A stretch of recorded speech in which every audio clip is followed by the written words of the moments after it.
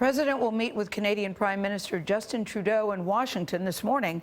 The Prime Minister left Ottawa a short time ago. The two leaders do not agree on some controversial topics like immigration. They're expected to discuss a new task force promoting women in the workforce. Margaret Brennan is at the White House with what to expect from this meeting. Margaret, good morning. Good morning. Well, President Trump and Canada's Prime Minister haven't met, but they have spoken. Mr. Trump called him to offer condolences after a white supremacist attacked worshippers at a Quebec mosque. Now, the two men are very different, but they're going to try to find common ground by focusing on their deeply intertwined economies. When Canada's Prime Minister last visited the White House, it was occupied by Barack Obama, a president he so admired that the two joked about their bromance. Today, Prime Minister Trudeau will try to bond with President Trump, whose brash style and policies put them in sharp contrast. We're also going to, I'm sure, talk about things where we disagree on, and we'll do it in a respectful way. Hello.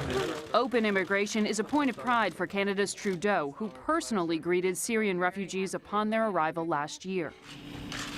After President Trump banned all Syrian refugees and temporarily blocked travelers from 7 Muslim-majority countries, Trudeau tweeted, "To those fleeing persecution, terror, and war, Canadians will welcome you, regardless of your faith." There are things that we hold dear that the Americans haven't prioritized.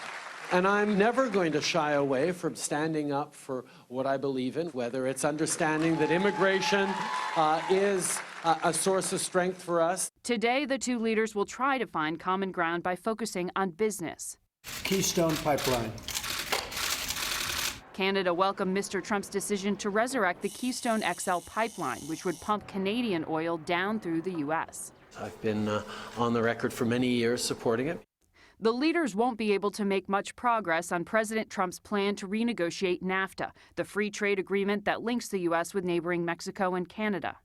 Congress has not yet confirmed the officials needed to broker the deal, and President Trump's harsh treatment of Mexico led that country's president to cancel his White House visit. Canada also relies heavily on U.S. trade and cannot afford a blow-up.